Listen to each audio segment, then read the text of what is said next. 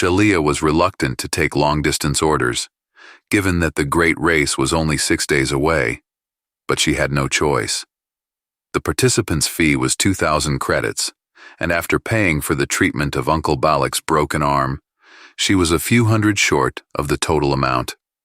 Turning on the terminal, she opened the courier portal, typed in her password, and logged into her account. Her rating on the portal was one of the highest, so she had access to all orders placed, plus additional customer verification capabilities. The latter circumstance was not superfluous. Sometimes, very dark personalities tried to use the delivery service to transfer illegal goods with the courier.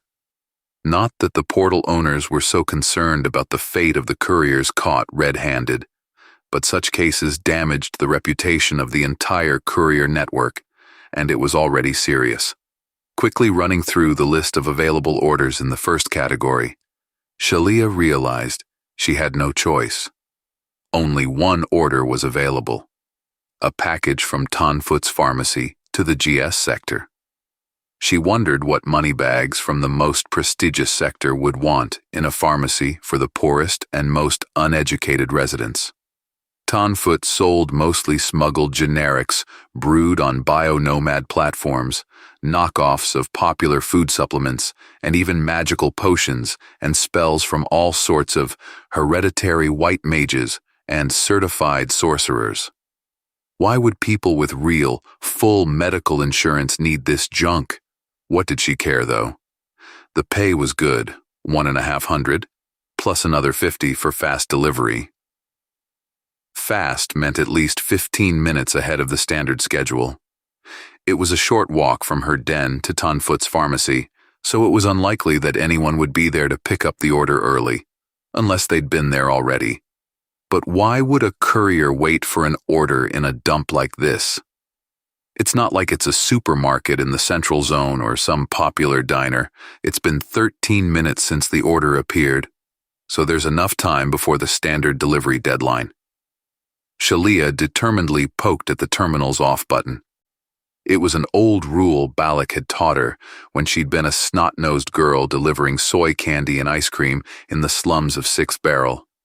While you were wasting time calculating bonuses and figuring out the best route to take, some hard worker was already grabbing your order and hauling it to the customer without much fuss. You can't make much money sitting at the terminal, so you must get on the route. She slipped her feet into her clamp-soled boots, put on her work gloves, checked the clasps of her courier chest bag, slapped carelessly on the sensor panel at the entrance hatch, and floated out into the cramped bypass corridor. The distinctive Tin City cocktail of unpretentious cooking, unwashed bodies, poorly sealed sewers and garbage chutes, and more wafted into her nostrils. Shalia's current apartment was connected to an individual branch of a large air duct, an almost unheard-of luxury by Sixth Barrel standards. So the change was always stark. Still, Shalia didn't use nose filters, and not just for reasons of dubious patriotism. A good courier would monitor the surroundings in every way possible, including sniffing. Shalia grasped with both hands the launching bracket near the entrance to the apartment and launched herself into flight, past narrow doors, tangled intricacies of pipelines and cables, half of which were probably pulled and connected illegally, and dim, faded lamps that gave just enough light to avoid bumping into any obstacles. It was possible to gain a decent speed by grabbing and pushing off the brackets and other structures in the corridor, but experienced couriers never accelerated too fast. Weightlessness is deceptive. Your mass really doesn't go anywhere. Shalia knew too many people who had gotten carried away with speed and failed to dodge unexpected obstacles. At best, it ended in bruises or minor fractures.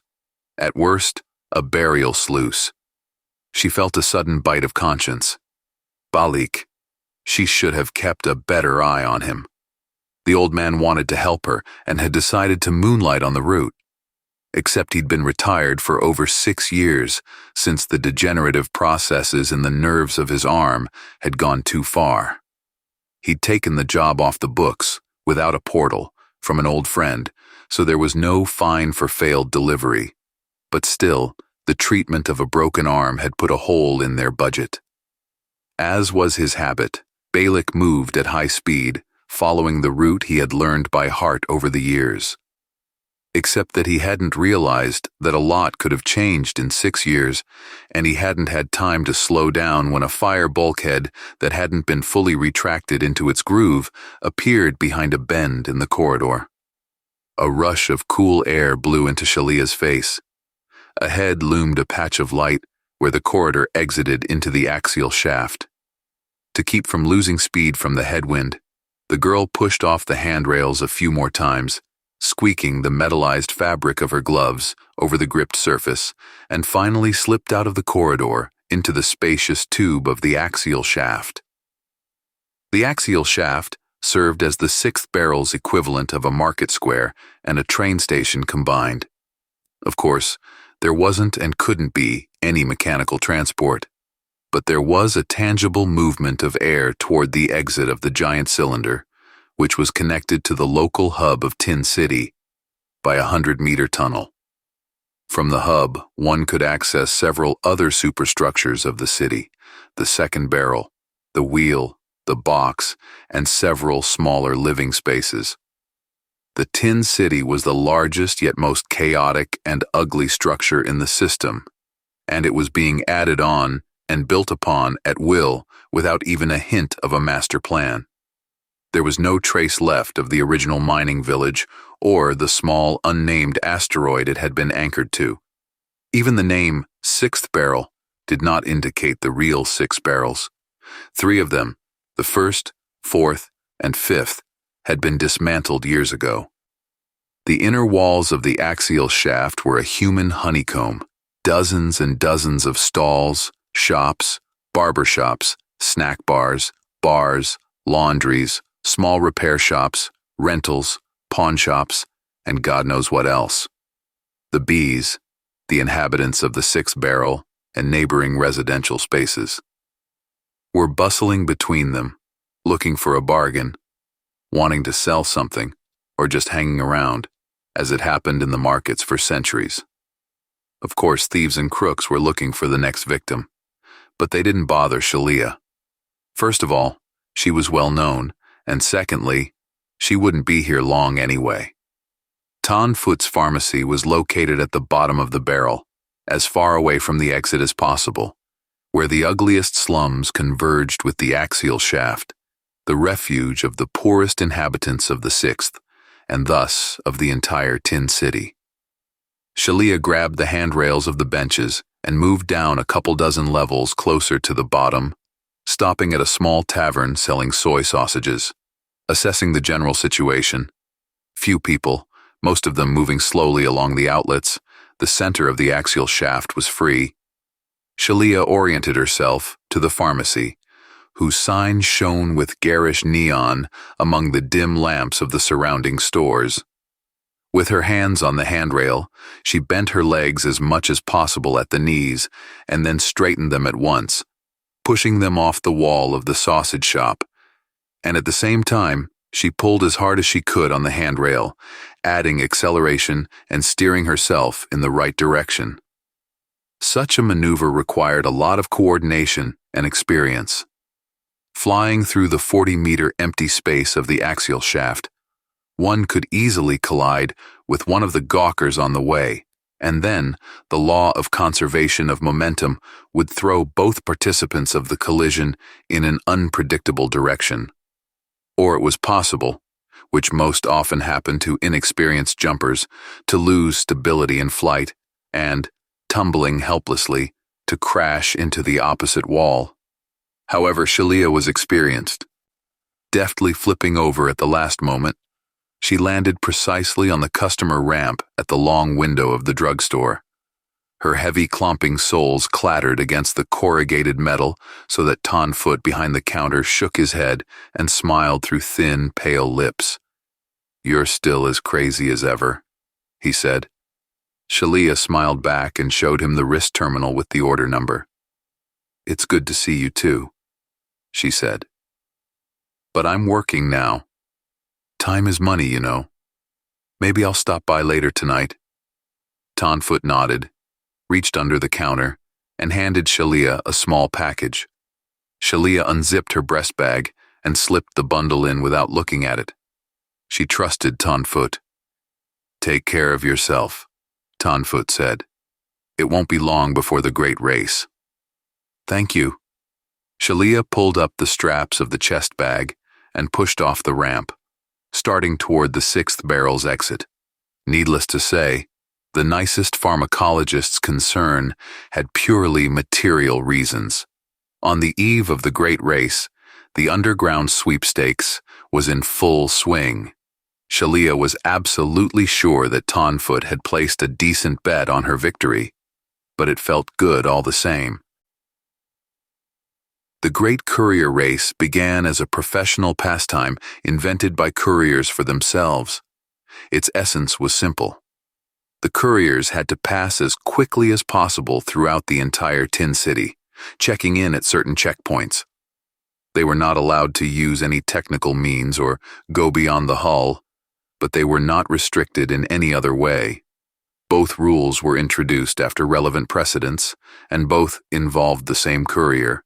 First, he used a jetpack inside the station, and then he took a shortcut by exiting the second barrel airlock and jumping directly onto the wheel, literally a stone's throw from the service airlock there. By coincidence, the airlocks were relatively close together, but none of the inhabitants of Tin City knew that, as they were not particularly interested in how their abode looked from the outside. Nevertheless, this risky stunt was the first impetus for the popularity of the Great Race outside the courier community. Before that, no one had paid much attention to the couriers. They were an ordinary feature of Tin City, where there was not even a hint of a centralized postal service. Balak had told Shalia that years ago, when Tin City was still 3 times smaller, enterprising businessmen had tried to organize airmail and even a drone delivery service. However, looting and theft had quickly ended that. In the mad maze of Tin City, it was easy to cut into an airmail delivery pipe and intercept every package going down it, or to spread catch nets in several corridors and harvest a few drones before the owner could react. Nothing better than a human courier has ever been invented. In the transition tunnel, there was always a noticeable air movement from the sixth barrel towards the hub. Her ears popped a little, and Shalia swallowed a few times, equalizing the pressure in her inner ear. The pressure difference was felt in the transition from almost all superstructures, but it was in the sixth barrel that it was most noticeable. She had to slow down at the hub as usual, because there were always so many people bustling about. Of course, traditionally, everyone tried to give way to the courier, but it was better not to take any chances. Shalia had already mentally plotted out the route to the client. A normal one. Not the one she had carefully planned for the great race, without risky rushes through ventilation shafts and old, half-abandoned passages between super construction areas. The exact locations of all the intermediate points had been kept secret until the very last moment, but it never hurt to think of contingency plans ahead of time. Shalia had no trouble passing through the 2 spokes of the wheel, then through the relatively small volume of the pop jumper, and passed into the frying pan, whose almost kilometer-long handle connected directly to the GS sector. In fact, this superconstruction was officially called Great Stars, but almost the entire population of Tin City considered this name ridiculously pompous, as it really was, and limited themselves to the formal GS sector. GS was initially built as a luxury habitat for the wealthiest people in the system. Of course, the project failed. None of the billionaires wanted to live in a place that came in the same package with the largest orbital slum in the solar system. The developer went bankrupt, and his creditors decided to squeeze at least something out of the GS. Eventually, it was populated by wealthy people, but of a lower rank, mostly the nouveau riche of Tin City. Shalia was on her way to one of them with a package from a shabby drugstore. The order did not include a name, but just an address. Section F14, apartment 275. This was common for locals, especially for deliveries from the barrels. The courier portal guaranteed payment for the delivery, so anonymity didn't bother Shalia. Of course, the ventilation here was much more efficient than in the barrels or the box. Shalia took in the clean air with a light floral scent. Either they were adding a freshener or running air through the greenhouse. She'd been here too infrequently to find out for sure. Navigating the spacious corridors of the GS was much easier too. There were convenient brackets, not a lot of people, and no dangerously angled structures or self-building. It was home to the cream of the Tin City, many of whom had escaped the slums not so long ago and were trying hard to forget them. They were rich only by local standards, however. Most importantly, they were almost on equal footing with Shalia. No matter how much clean air and spacious corridors you had, it didn't matter. Even the most luxurious prison was still a prison. All the inhabitants of Tin City lived in this prison, whose name was weightlessness. The Great Race was Shalia's chance to escape this prison. Humans are not well adapted to living in zero gravity. On the other hand, humans as a species are characterized by an enviable adaptability. The inhabitants of Tin City were predominantly at least the second or third generation born in zero gravity, which tied them to their homeland stronger than any visas or migration rules. None would survive at the bottom of a gravity well for a week. A ticket to Earth, Mars, or even one of the off-system colonies, where there was always a catastrophic labor shortage, was well within the means of at least half the population of Tin City. However, a full adaptation course in one of the rehabilitation clinics costs hundreds of times more than a ticket on the most luxurious liner to the farthest and most successful off-system colonies.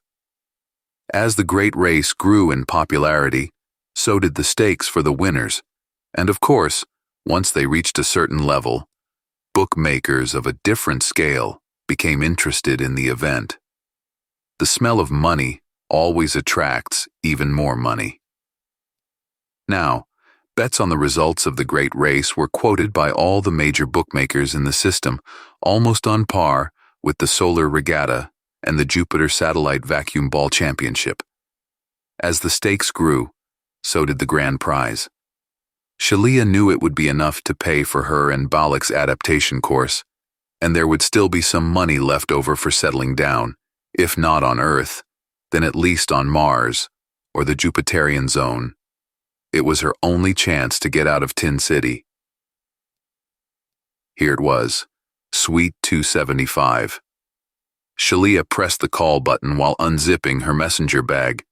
When she had already dropped her hand into the bag for the package, the door slid inward with a quiet hiss, and two pairs of strong arms pulled the girl sharply inside. A native of Tin City, especially one who'd grown up in the barrels, wasn't the easiest person to knock out of balance. And speaking of couriers, no one was better at dodging unwanted contact and weightlessness than they were. But here she was, taken by surprise. The furnishings in the apartment were luxurious, and at another time, Shalia would have taken the opportunity to get a better look. But now, she didn't care, especially since the man in front of her. "We need to talk," Jame said, looking her straight in the face. Ancient instincts flared in Shalia's soul, and she almost did something completely unnatural for any native of Tin City. Still, she didn't spit in Jame's face. Jame was one of those who controlled life on the station. Or rather, he controlled those who controlled that life. And whoever controlled life usually controlled death. Naturally, no one ever caught Jame by the hand. But the enclosed world of a space station, even one as vast as Tin City, was not like the open-ended megacities of the planets, where you could always leave, permanently or temporarily, taking with you all the rumors you wanted to get rid of. Information fluttered around inside Tin City, bouncing off its walls, multiplying and multiplying.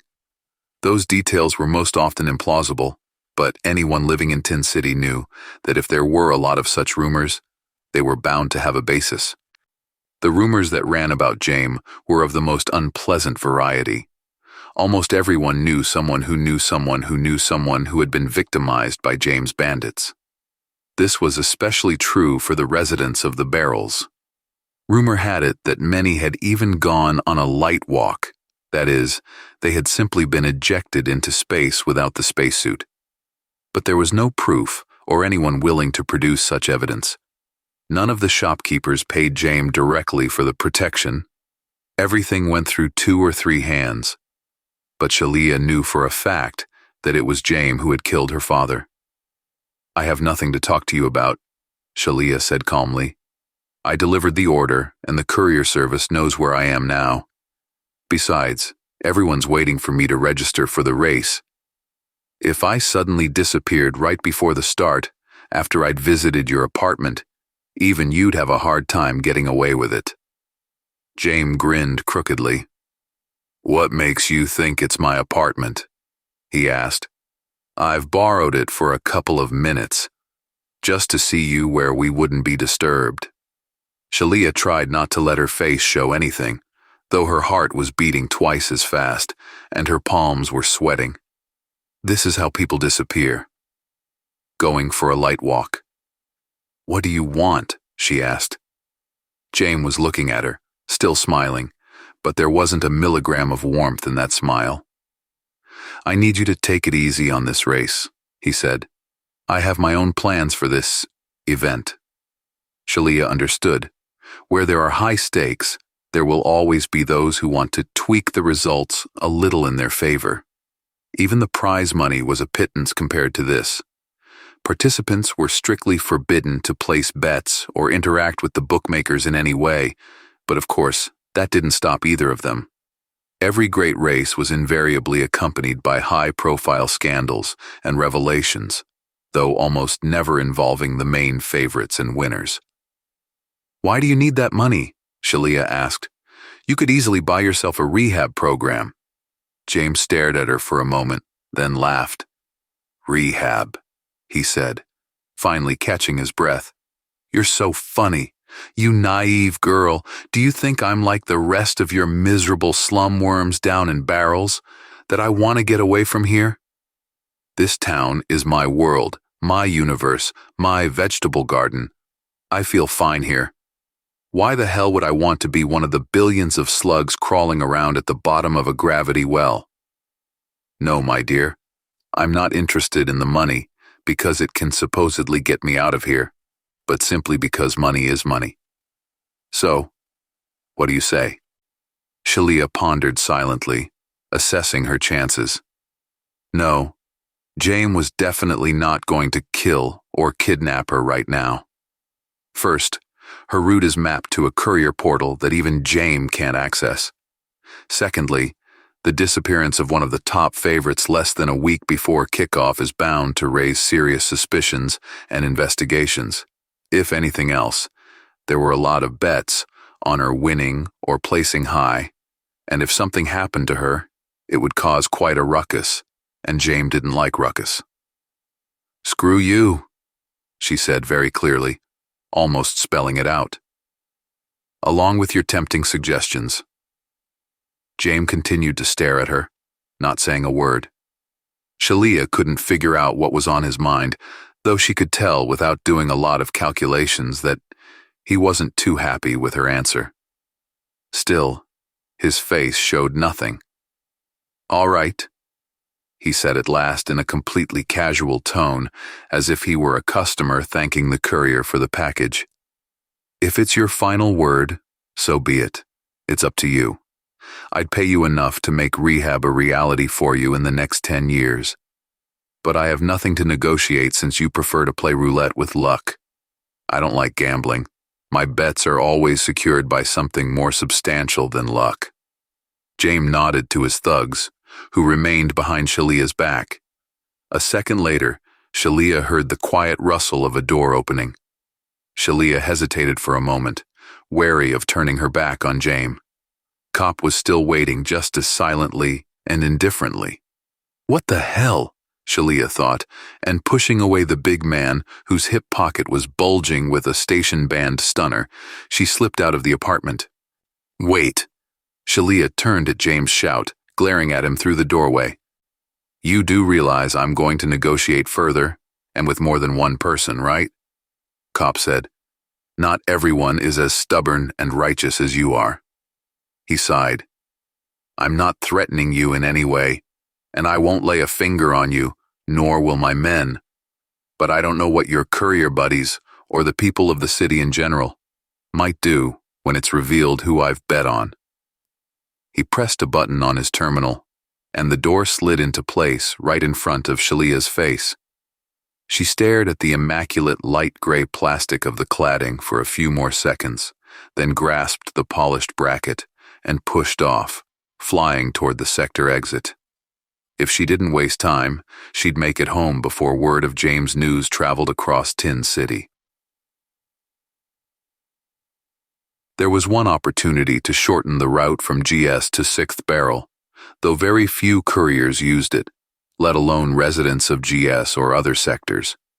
From the small intermediate junction that connected GS to the other sectors, there was a long, narrow arm that ran almost all the way to the barrels, where an old Venusian-built passenger platform was moored roughly in the middle. It had once been used to transport emigrants from Earth during the Great Exodus. Then, the flow of emigrants dried up, and the platform was occasionally rented by various construction companies as a temporary hotel for orbital seasonal workers. And after the biological union's defeat, the solar system governments faced the question: what to do with the altered, the products of the union's genetic experiments? Animals and microbial cultures were either destroyed or scattered among the secret laboratories of Mars, Earth, the Federation of Jupiter, and other large nations. But the altered humans were an eyesore until someone came up with the idea of docking an old platform at Tin City and housing the altered on it. The people of Tin City were not exactly thrilled with their new neighbors, but since they had no proper government, there was no one to protest. As for the ordinary Tin City folks, nobody simply cared about what they may think. They had to put up with it. In time, they got used to the strange neighbors as much as possible. And the neighbors were truly strange. The biological union did not limit itself to any moral boundaries in the field of genetic experimentation, which eventually ruined it. People with extra limbs, 2 thumbs on their hands, the ability to breathe underwater, although there were very few of them because even the biological union was eventually forced to abandon the idea of colonizing the oceans of Europe as stupid. With altered, or even with additional, for example, to perceive X-rays, organs. Many of them didn't even look much like humans. It was understandable that even the inhabitants of the Tin City, though cosmopolitan in their essence but not too educated, shunned the altered, feeling the underlying pressure of ancient primitive xenophobia. The altered, content to be left alone at last, led a solitary, quiet life on their platform and did not often venture outside it. Few of the people of Tin City, and Shalia was one of them, realized that there was less difference between themselves and the altered than might at first appear. In a sense, they were all prisoners of a giant orbital prison, and their biology held them there far more securely than any laws or doors. Of course, the altered were also included in the economy of Tin City. For one thing, they repaired various mechanisms, especially in places difficult for the average person to access, like the maze of old air ducts, the schematics of which had been lost long ago, if they had ever existed. Many of them, having spent most of their lives in the giant research complexes of the biological union, were themselves quite good geneticists and breeders, and were engaged, to the extent permitted by law of course, in creating various new varieties of vegetables and fruits adapted to zero-gravity conditions. enough to ensure themselves a relatively trouble-free life. However, most customers still prefer to communicate with them through couriers. Couriers like Shalia. Shalia didn't expect some thugs hired by Jame to intercept her on her way home and send her on a light ride, but she decided to be on the safe side and headed straight for the corral, as the local lingo called the altered enclave, along with the connecting arm. If one thing set the altered apart, it was that they always stuck together. No local power groups, legal or not, ever had much influence, much less agents of their own among the altered. Besides, the corral arm was always much less crowded than anywhere else in Tin City, except for the GS, which meant that any suspicious person would be much easier to spot. In fact, the arm turned out to be quite deserted. Shalia picked up a decent speed and flew along the slightly curved corridor, occasionally adjusting her direction and pushing off the support brackets. Near the entrance to the platform, however, she did stop. It was almost always a good place to pick up a hack on the way home. The people from the barrels used the altered regularly. Of course, she wasn't going to haul a bulky net of banana tomatoes or meat mushrooms right now. But what if someone needed to pick up a humidity regulator or thermostat from the repairs in the corral? It worked out exactly that way. At the entrance to the platform, there was a special counter for couriers because even the most tolerant of them tried not to enter the sovereign territory of the altered, and the inhabitants of the platform didn't like it very much either when regulars, as they called genetically standard people, wandered around their shelter. Couriers dropped off and picked up orders from this counter, according to messages or just notes from the senders. The courier portal generally frowned upon those dark orders. A novice courier who decided not to pay rent to the portal and put all the income in his pocket could well get a penalty downgrade, but for experienced and long-term professionals like Shalia, of course, there was some leniency. The main thing was not to abuse it. Shalia did one last pirouette and landed precisely on the landing platform by the counter. "Hello, Solmi," she said to the altered, who was working behind the counter today. "Anything for the 6th barrel?" Sometimes, she wondered why it was usually altered like Solmi, the ones the biological union's geneticists had worked on so extensively, who were on duty at the counter.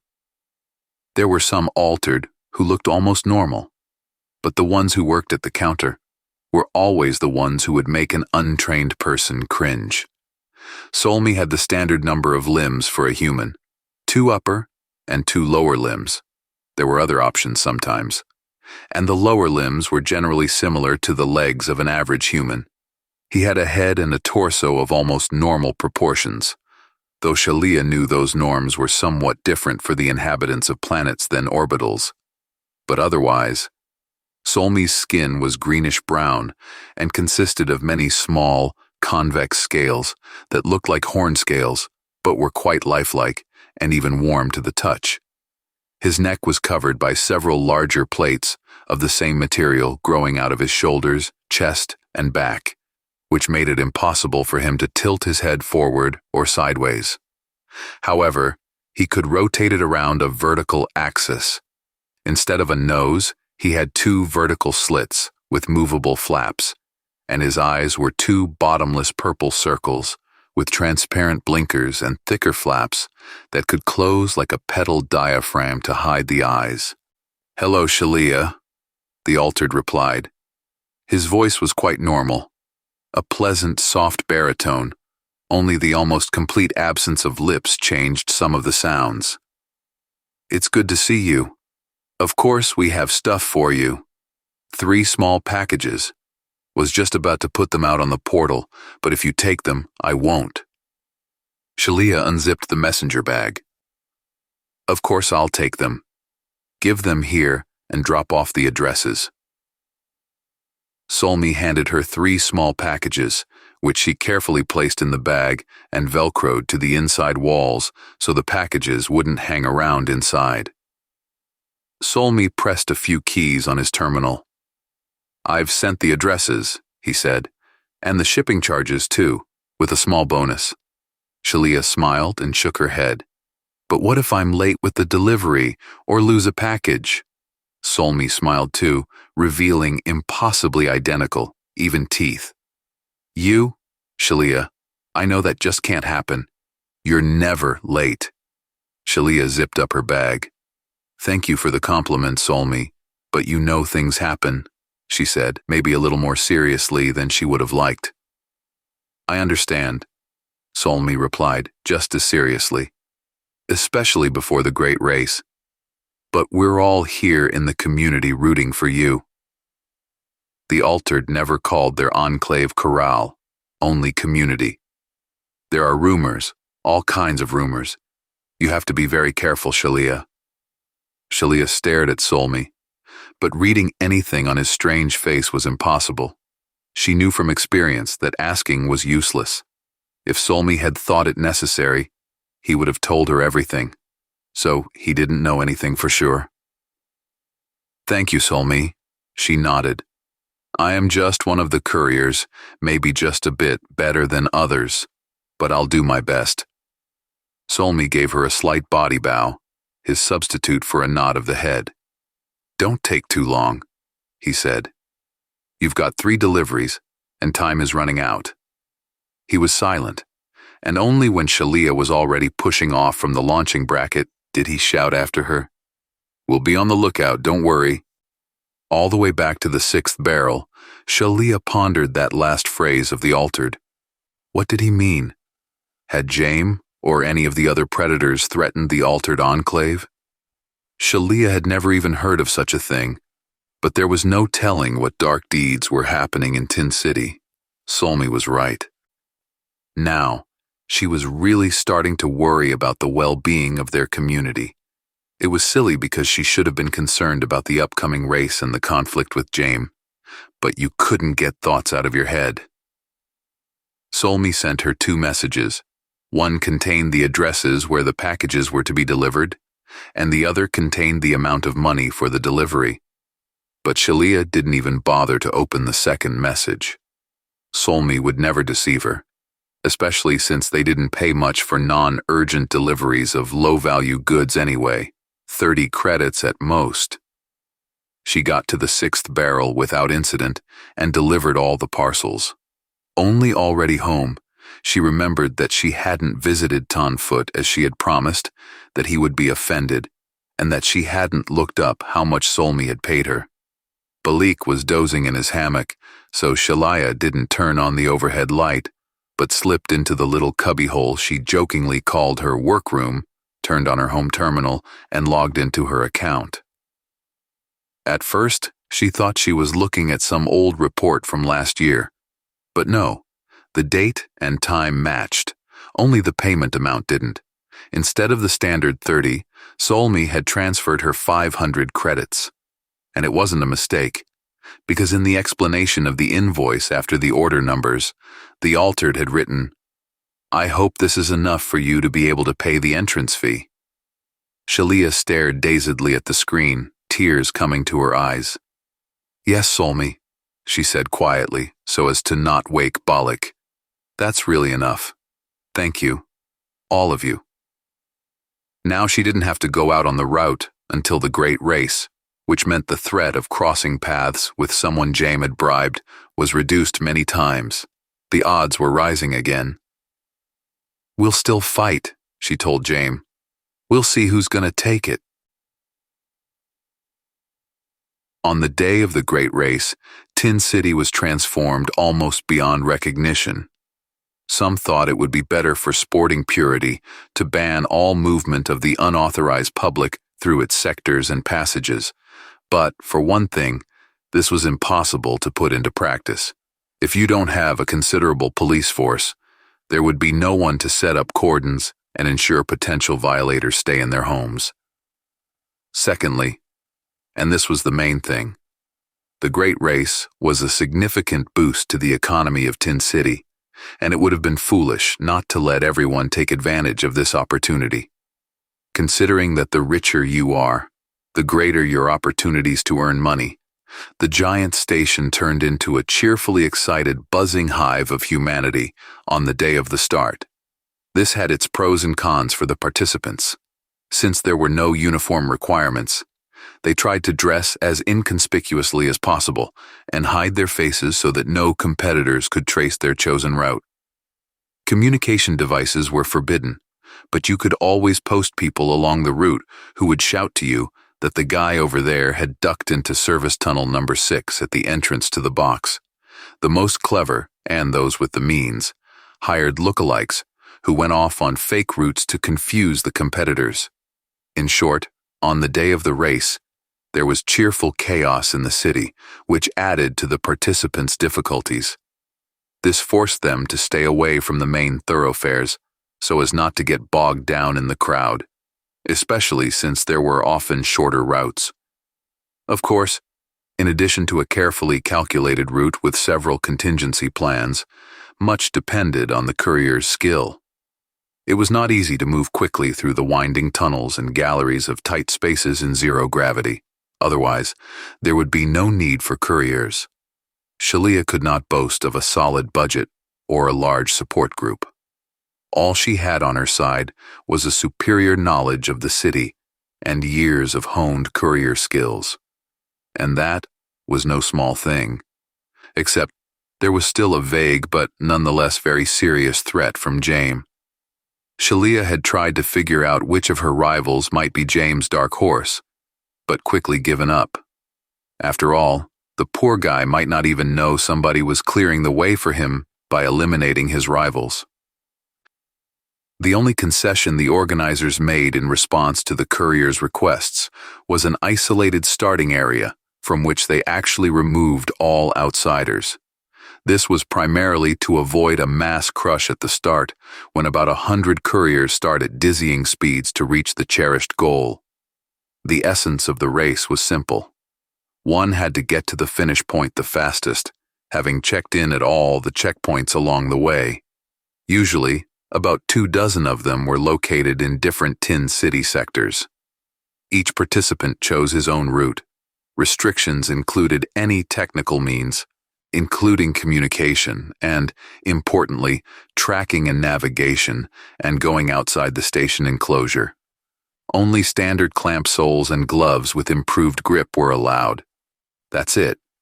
Push off the launch platform and go for the win. You can use any loopholes, tunnels, tricks, or long-forgotten passages. The main thing is to check in at all checkpoints and finish before everyone else. Shalia passed the first 2 stages calmly, not forcing the pace, and keeping an eye on those competitors who remained in sight. This year's race started from the second barrel. All potential secondary exits from this sector had long ago been scouted and recognized as too slow, so the competitors rushed towards the main transition tunnel in a friendly flock of humanoid fish. Shalia let the most zealous of them go ahead so that she wouldn't get caught in a jam if they ran into a random, unintelligent spectator or some other obstacle. But there was no trouble. In the tunnel, instead of flying along its axis like most less experienced participants, Shalia slid along one of the walls, actively grabbing onto the brackets. This required significant skill to avoid crashing into something, but Shalia closed the gap with the leader and overtook several newcomers. At the first checkpoint, she was 26th out of 107 competitors, slamming her palm on the recognition panel. The main intrigue of the race was that there was no regulated order for visiting the checkpoints. You just had to visit them, without exception, and finish first. Since Tin City was not a standard linear station built according to a single design, but a maze of randomly connected sectors and passages, after the first checkpoint, the race turned into chaos, with participants scurrying around the station, jumping out of the most unexpected tunnels, and diving into narrow service passages that no one was ever interested in. For this reason, outsiders not born in the city almost never took part in the race, and certainly could not make it to the high places.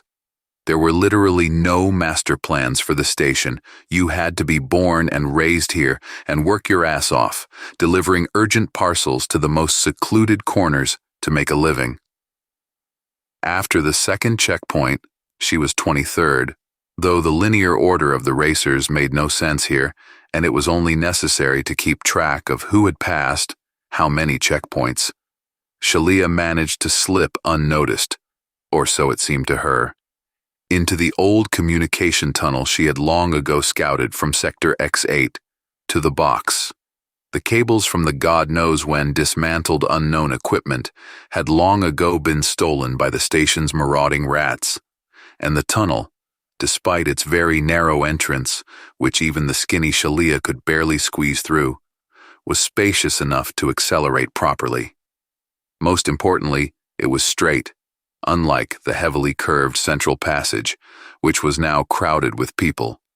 As she jumped out of the passage, she almost hit the temporary snack stand set up by some enterprising local, but she managed to dodge and slammed her palm down on the panel. Third checkpoint, done. The race continued. At each checkpoint, there were screens with summaries, the number of points passed by the participants, the conditional rating, and, unfortunately, the names of those who dropped out. Mostly, race participants drop out due to injuries. Zero gravity is tricky, even for those born and raised in it. It was easy enough to accelerate on the straight sections, but the mass was not going anywhere. The inexorable law of conservation of momentum took a heavy price if someone did not have time to change the trajectory of movement or reduce speed before a sharp turn or an obstacle. Shalia confidently held in the top 10 leaders, and by the time she had only 6 checkpoints to pass, she had made it into the top 5. So far, everything was going well. No surprises on the route she had designed. On the transition from the third section of the wheel, the huge superstructure was broken into 3 sections, each with its own checkpoint, to a small section called the pocket, which still honored its own checkpoint. Shalia slipped into another off-track tunnel she had scouted last year. A very long time ago, the pocket was conceived as a rotating zero-gravity water resort, and the tunnel was to ferry water to a purification system. The idea was utterly insane, and of course, nothing came of it. And the empty pocket, as always happened in Tin City, was occupied by squatters. The tunnel was forgotten. The entrance and exit were considered welded shut, but it turned out not to be so, turning into a jumble of narrow passageways with small apartments, with entrances in the most unexpected places. Shalia squeezed between 2 makeshift ventilation blowers and pulled open an inconspicuous rectangular hatch to a convex wall. It was actually the outer wall of the water pipe. Closing the hatch behind her so as not to give herself away, Shalia pushed off and flew down the spacious pipe about 2 meters in diameter. She would definitely have to gain at least 10 minutes here.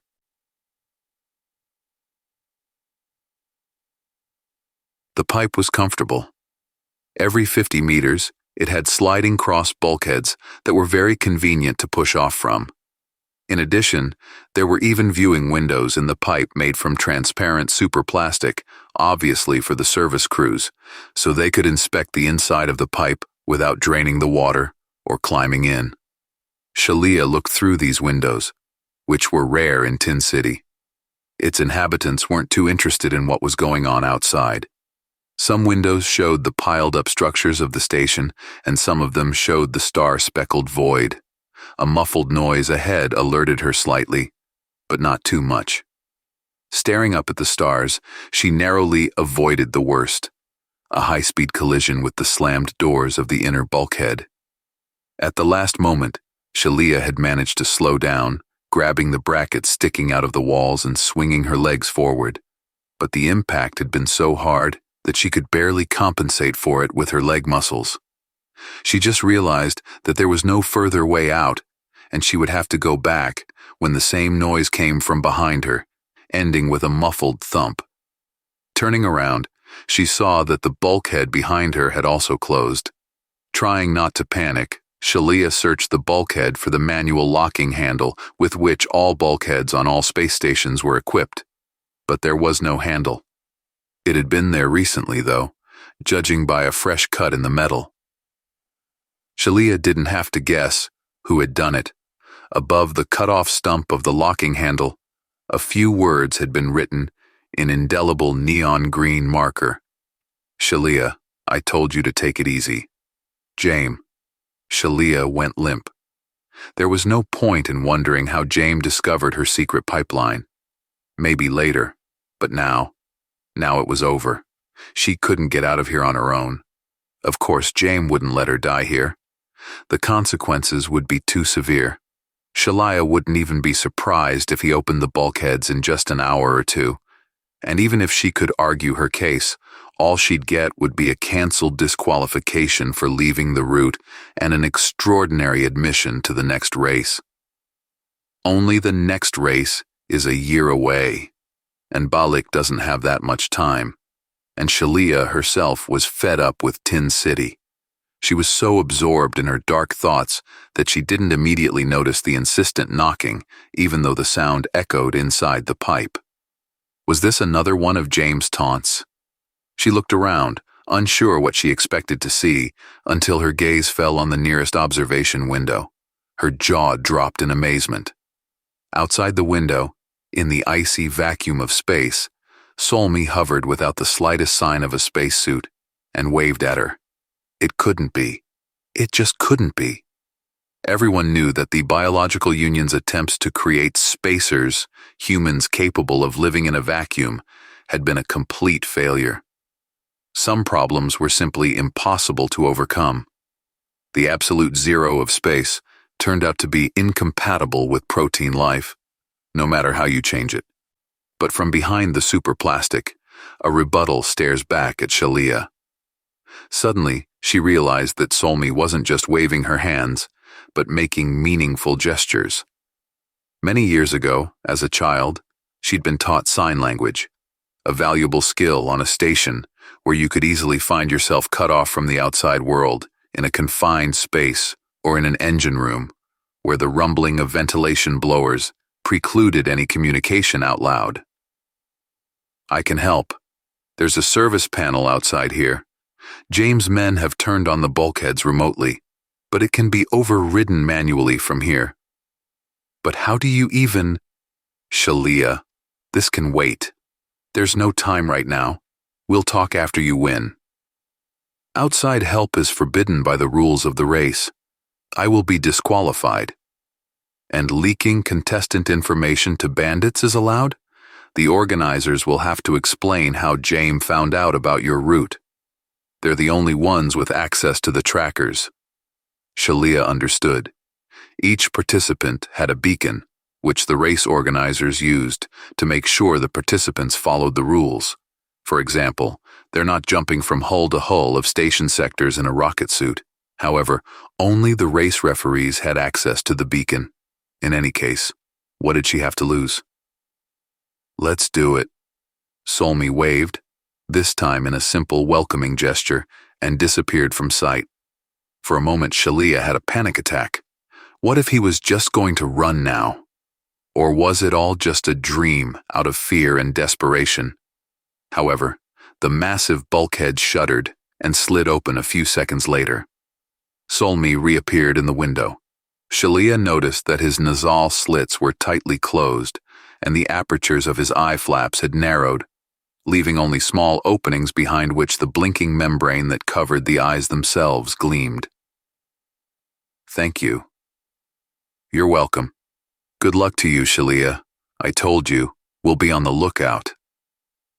He moved away from the window, and Shalia saw 3 more altered, looking just like Solmi. Strange. She'd always been sure that his modification was unique, that there were no others like him on the station, or anywhere else for that matter. But there was no time to ponder.